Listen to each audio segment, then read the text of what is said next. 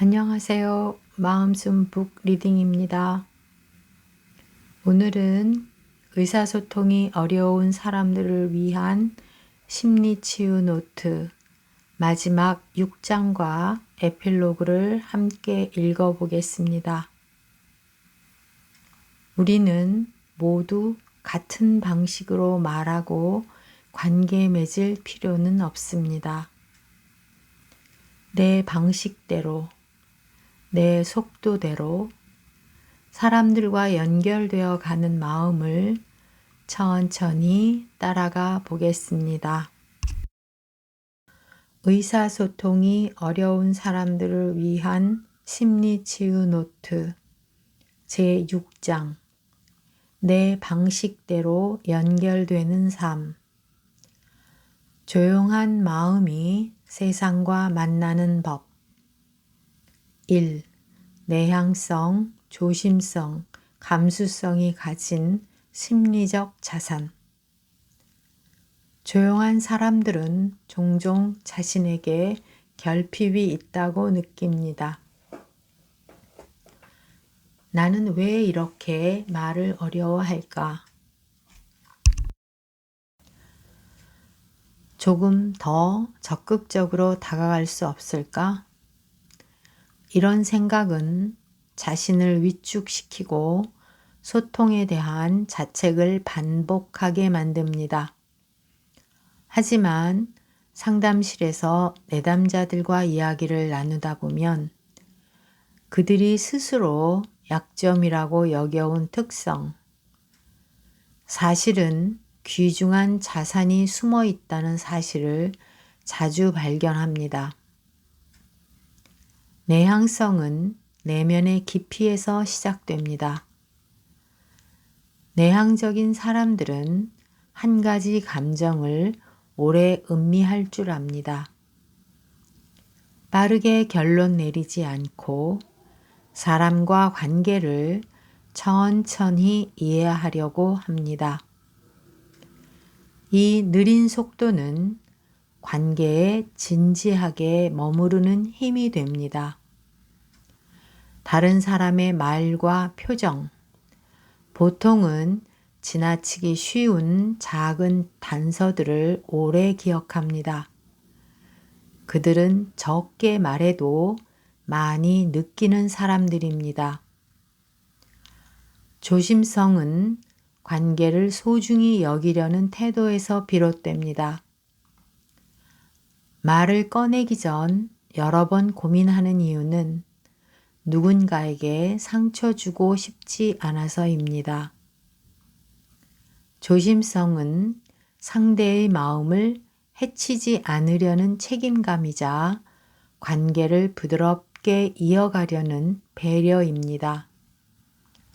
이 조심스러운 태도 덕분에 주변 사람들은 당신과 있을 때 편안함과 존중을 느낍니다. 조심성은 결코 소극적인 태도만이 아니라 섬세한 신뢰의 토대가 됩니다. 감수성은 공감의 힘을 키웁니다. 조용한 사람들은 자신의 감정을 잘 알아차립니다. 그리고 타인의 작은 변화를 민감하게 감지합니다. 때로는 이 감수성이 피로를 불러오기도 하지만 그만큼 상대의 기분과 상황에 깊이 들어갈 수 있습니다. 내가 이 말을 하면 상대가 어떤 기분일까? 지금 이 사람이 원하는 건 무엇일까? 이런 질문을 가지고 있기에 당신의 관계에는 무심함이 없습니다. 감수성은 조용한 사람만이 가질 수 있는 따뜻하고 세심한 연결의 가능성을 열어줍니다. 내향성, 조심성, 감수성은 당신이 쉽게 드러내지 않는 마음의 자산입니다. 말이 적고 먼저 나서지 않으며 관계를 조심스럽게 다루는 태도는 결코 모자람이 아닙니다. 그것은 오히려 세상을 부드럽게 바라보는 힘이며 사람 사이에 작은 다리를 놓을 수 있는 능력입니다. 당신이 가진 이 자산들은 조금 느리게, 조금 신중하게, 그러나 더 오래 이어지는 관계를 가능하게 합니다. 이제 그 가치를 부끄러워하지 않고 조금씩 인정해도 됩니다. 당신의 조용함은 분명히 소중한 선물입니다. 2. 언어 없이 전해지는 마음의 언어. 우리는 흔히 관계의 시작과 유지에 언어가 반드시 필요하다고 믿습니다. 적절한 표현, 재치 있는 농담, 매끈한 설명이 소통의 전부처럼 여겨집니다.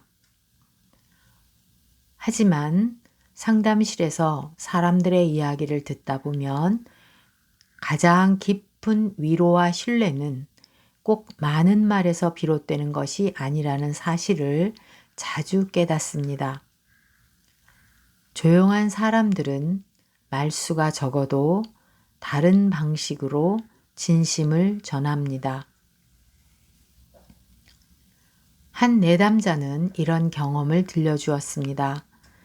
제가 무슨 말을 해야 할지 몰라서 가만히 있었어요. 근데 친구가 그러더라고요. 내가 옆에 있어줘서 좋았어 라고요. 그때 그는 깨달았습니다. 아, 꼭 뭘 말해야만 마음이 전해지는 건 아니구나. 조용히 머무는 태도, 상대의 이야기를 끝까지 듣는 귀 기울임, 함부로 판단하지 않는 침묵은 그 자체로 따뜻한 언어입니다. 때로는 적절한 말보다 같이 있어주는 시간이 더 큰 위로가 됩니다. 말이 적은 사람일수록 관계에서 쉽게 무심하지 않습니다. 그들은 말하지 않아도 상대의 마음에 가 닿으려고 합니다. 이 섬세한 배려는 관계를 서두르지 않고 부드럽게 이어가는 힘이 됩니다. 어떤 내담자는 이렇게 말했습니다. 제가 별로 할 말도 없고 자주 연락하는 편도 아니에요. 근데 친구가 너랑 있으면 마음이 편해 라고 했어요. 그 말을 듣고 처음으로 이렇게 있어도 되나 보다 싶었어요. 관계에서 당신의 진심은 언제나 말로만 증명되지 않습니다. 표정, 시선, 머뭇거림, 함께 있어 주는 시간, 이 모든 것이 조용한 사람의 소통 방식입니다. 당신의 방식이 부족하지 않다는 것을 조금씩 마음에 새겨도 좋습니다. 말은 적지만 그 자리에 함께 있어주는 당신의 태도에는 언어를 넘어서는 온기가 깃들어 있습니다. 그 온기는 때로 어떤 말보다도 선명하게 마음을 전합니다. 3. 진짜 소통은 내가 누구인지 아는 것에서 시작된다. 많은 사람이 소통의 어려움을 단순히 기술의 부족으로 여깁니다. 말문이 막히면 대화법을 배우고 적극적인 태도가 필요하다고 스스로 다그칩니다.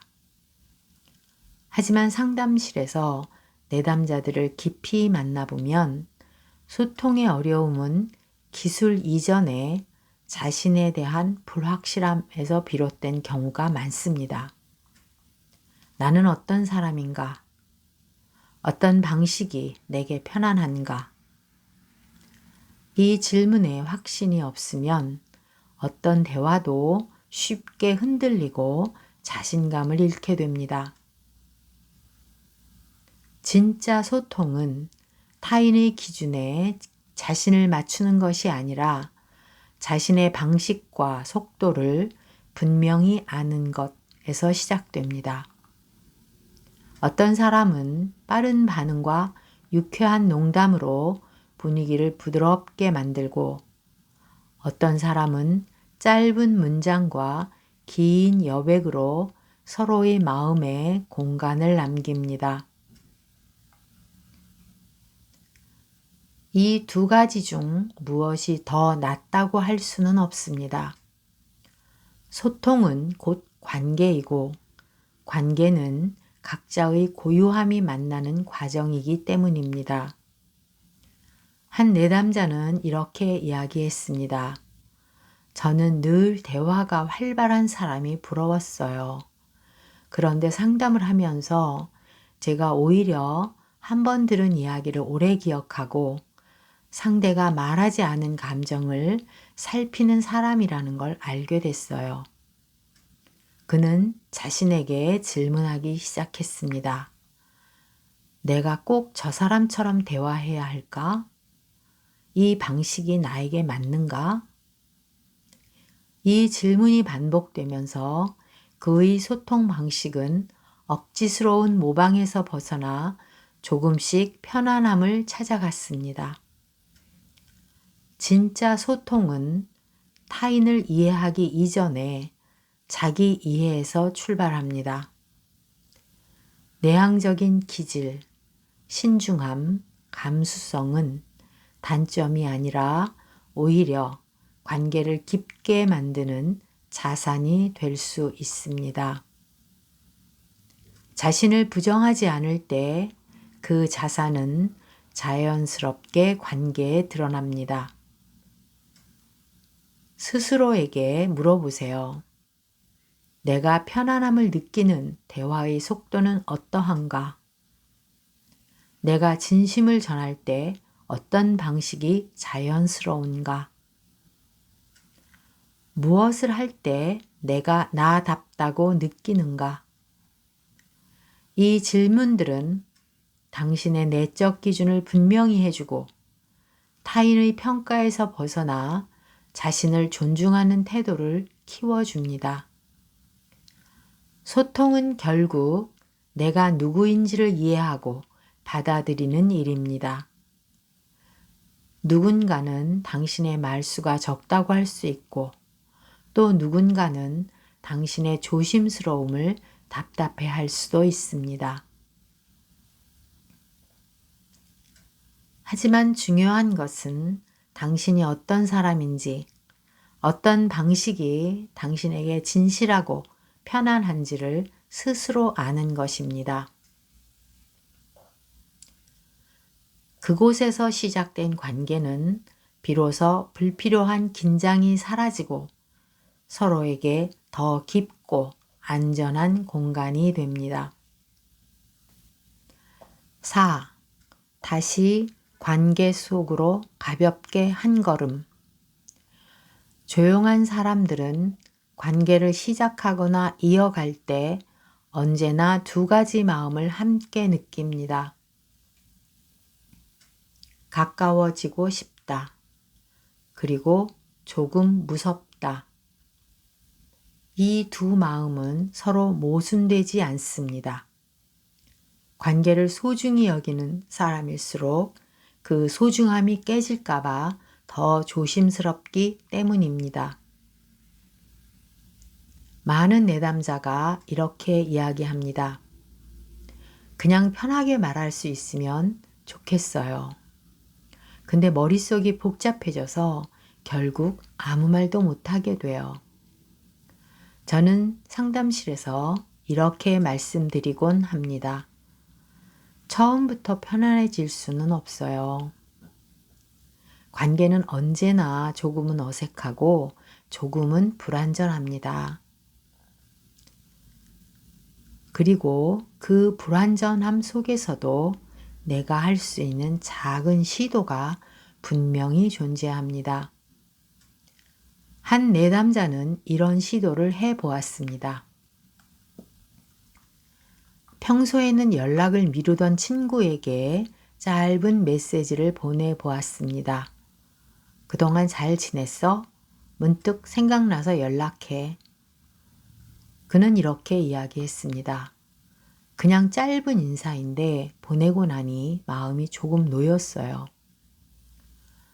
또 다른 내담자는 모임에 참석했을 때 늘 구석에만 앉아 있다가 처음으로 작은 변화를 시도했습니다.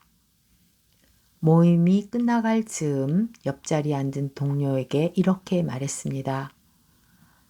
오늘 얘기 들으면서 많이 배우고 가요. 그는 이렇게 말했습니다. 사실 이런 말 한마디 하는 것도 예전엔 너무 어려웠어요. 근데 말하고 나니 내가 있어도 되겠다는 느낌이 조금 생겼어요. 관계로 가는 길은 크고 특별한 행동이 필요하지 않습니다. 작고 가벼운 표현이 서로의 마음을 다시 연결하기에 충분합니다. 관계 앞에서 서툴러도 괜찮습니다. 때로는 이렇게 시작해도 됩니다. 말을 어떻게 꺼내야 할지 아직 잘 모르겠어요. 그래도 이야기해보고 싶어요. 이 짧은 고백이 당신이 관계를 포기하지 않았다는 증거입니다. 당신은 이미 많은 용기를 내왔습니다. 말하지 못한 시간에도 마음을 버린 적은 없었습니다. 이제 조금 더 당신의 속도를 믿어도 좋습니다. 관계는 서두르지 않아도 됩니다. 오늘 작은 인사, 짧은 문장 하나면 충분합니다. 그 작은 한 걸음이 당신만의 방식으로 세상과 이어지는 시작이 될 것입니다. 5. 글쓰기 실습. 내가 나를 표현하는 문장들. 관계 앞에서 머뭇거렸던 순간이 있었다면 오늘 이 시간을 빌려 그때의 마음을 조금씩 꺼내보세요. 아래 문항 중 마음에 머무는 것 한두 가지만 골라 적어도 좋습니다. 짧은 질문에 답해보기. 오늘 하루 내 마음에 가장 오래 남은 말은 무엇이었나요? 오늘 하루 내가 하지 못한 말이 있다면 그것은 무엇이었나요? 그 말을 하지 못한 이유는 무엇이었나요?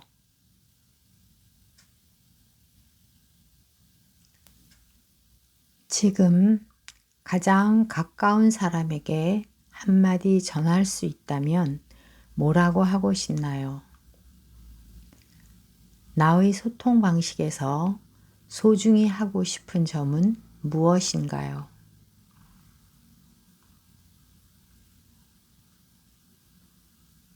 마지막으로 적은 문장을 가만히 읽어봅니다. 그리고 마음속으로 이렇게 말해보세요. 나는 조금씩 표현할 수 있다.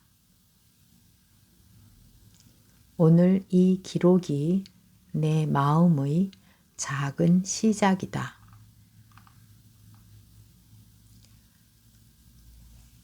에필로그. 말하지 못했던 시간에도 당신은 관계를 원하고 있었습니다. 조용히 마음을 겪어온 사람들은 자신을 자주 탓합니다. 왜 나는 이렇게 말이 느릴까? 왜 쉽게 표현하지 못할까? 하지만 저는 알고 있습니다. 그 침묵 속에서도 관계를 지키려는 용기와 내면의 두려움을 이겨내려는 마음이 함께 있었다는 것을, 거절이 두려워 머무렸던 순간에도, 마음을 숨긴 채 오래 고민하던 밤도 모두 관계를 소중히 여기려는 진심이었습니다. 당신은 그 두려움을 외면하지 않고 조금씩 넘어왔습니다. 이제 당신의 방식으로 천천히 다가가면 됩니다. 조금 느려도, 조금 서툴러도 충분합니다. 당신은 이대로도 충분히 좋은 사람입니다. 오늘은 여기까지 함께 했습니다. 의사소통이 어려운 사람들을 위한 심리치유 노트를 처음부터 끝까지 함께 읽어주셔서 감사합니다. 우리는 이 책을 통해 왜 말을 꺼내기 어려웠는지, 왜 침묵을 선택했는지, 왜 마음을 숨기게 되었는지를 천천히 살펴보았습니다. 그리고 이제 소통은 잘 말하는 기술이 아니라 내 마음을 이해하고 내 방식대로 사람들과 연결되어 가는 과정이라는 것을 함께 배웠습니다. 조금 서툴러도 괜찮습니다. 조금 늦어도 괜찮습니다. 당신의 마음은 있는 그대로 표현될 가치가 있습니다. 이 책이 누군가의 마음을 조금 덜 외롭게 만들었기를 바랍니다. 다음 시간에는 또 다른 책으로 조용히 찾아뵙겠습니다. 마음숨 북 리딩이었습니다.